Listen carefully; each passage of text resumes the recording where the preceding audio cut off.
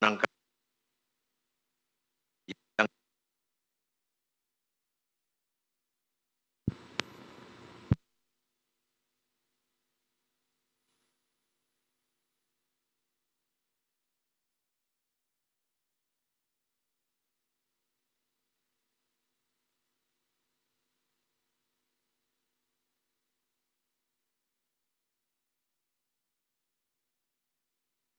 ter yang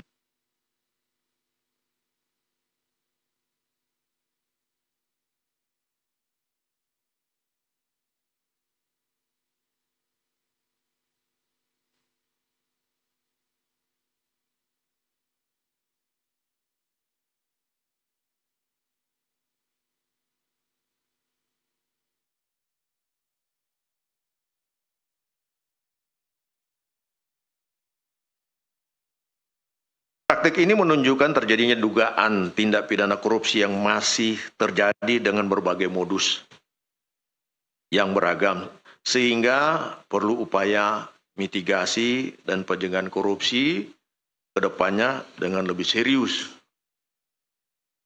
Sesungguhnya kita juga sudah serius melakukan pencegahan tentang pemberantasan tindak pidana korupsi, dan KPK melakukan di berbagai provinsi.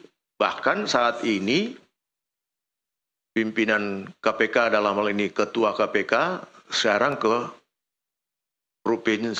provinsi Lampung melakukan lagi sosialisasi tentang pemberantasan korupsi. Tapi sepertinya korupsi ini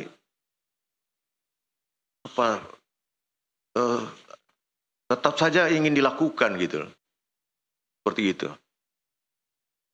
Meskipun demikian, kami tetap tidak pernah merasa bosan untuk kemudian tetap melakukan upaya-upaya pencegahan dan penindakan tentunya.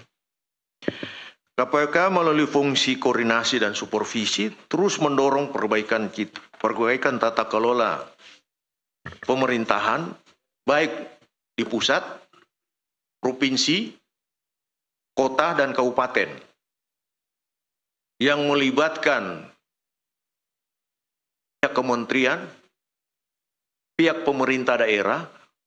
Kalau kita melihat dan membaca Undang-Undang Nomor 23 tahun 2014 tentang pemerintahan daerah, kalau disebut pemerintahan daerah meliputi tentunya gubernur beserta DPRD-nya, begitu juga wali kota beserta DPRD-nya, dan bupati beserta DPRD-nya.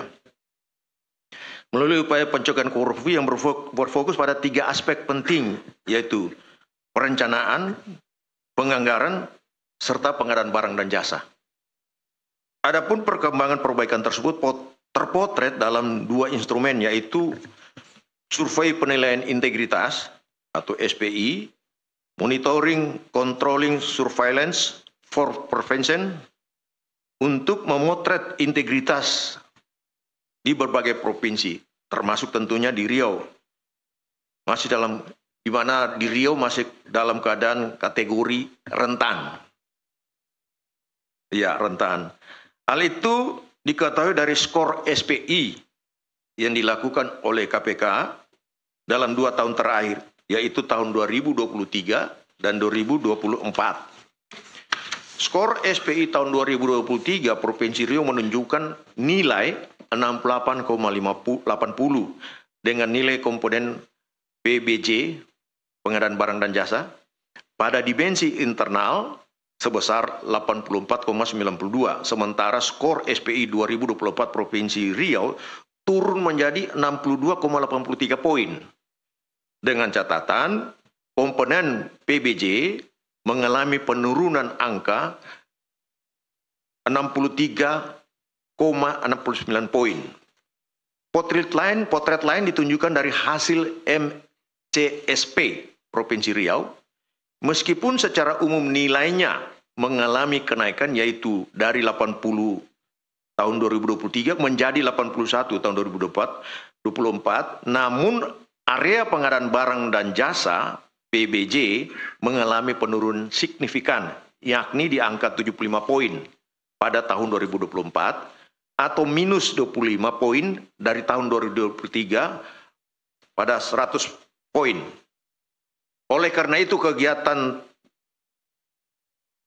tindakan penangkapan ini sekaligus menjadi peringatan dan perhatian serius bagi pemerintah Provinsi Riau maupun provinsi-provinsi lainnya tentunya terhadap urgensi perbaikan tata kelola pemerintahan yang komprehensif baik secara sistem maupun perilaku aparatur, termasuk pengawas internal maupun transparansi pengadaan barang dan jasa. Adapun kronologi dan konstruksi perkaranya adalah sebagai berikut. Pertama, tindakan penangkapan ini bermula dari laporan pengaduan masyarakat yang diterima KPK. Hal ini sekaligus sebagai bentuk kontribusi konkret dan dukungan publik dalam pemberantasan tindak pidana korupsi. Dari informasi awal tersebut, tim KPK kemudian menindaklanjuti dengan mengumpulkan bahan keterangan lainnya di lapangan. Tim KPK mendapatkan informasi bahwa pada Mei 2025 terjadi pertemuan di salah satu kafe di Kabupaten Pekanbaru, di kota Pekanbaru, antara saudara FRY selaku Sekretaris Dinas Pekerjaan Umum, Penataan Ruang, Perumahan, Kawasan Pemukiman, dan Pertanahan atau disingkat PUPR PKPP Provinsi Riau dengan 6 kepala UPT wilayah 1 sampai dengan 6 Dinas PUPR PKPP untuk membahas kesanggupan pemberian fee yang akan diberikan kepada saudara AW selaku Gubernur Riau, yakni sebesar 2,5%. Fee tersebut atas penambahan anggaran tahun 2025 yang dialokasikan pada UPT jalan dan jembatan wilayah 1 sampai dengan 6 di Dinas PUPR PKPP yang semula 71,6 miliar menjadi 177,4 miliar. Jadi terjadi kenaikan 106 miliar. Bahwa selanjutnya saudara FRY menyampaikan hasil pertemuan tersebut kepada saudara MAS atau MAS selaku Kepala Dinas PUPR PKPP Riau, namun saudara MAS yang merepresentasikan saudara AW meminta fee sebesar 5% atau 7 miliar. Bagi yang tidak menuruti perintah tersebut, diancam dengan pencopotan ataupun mutasi dari jabatannya. Di kalangan Dinas PUPR PKPP Riau, permintaan ini dikenal sebagai istilah jatah preman. Selanjutnya, seluruh kepala UPT wilayah Dinas PUPR PKPP beserta Sekretaris Dinas PUPR PKPP Riau melakukan pertemuan kembali dan menyepakati besaran fee untuk saudara AW sebesar 5% atau 7 miliar. Hasil pertemuan tersebut kemudian dilaporkan kepada Kepala Dinas PUPR PKPP Riau dengan menggunakan bahasa kode 7 batang.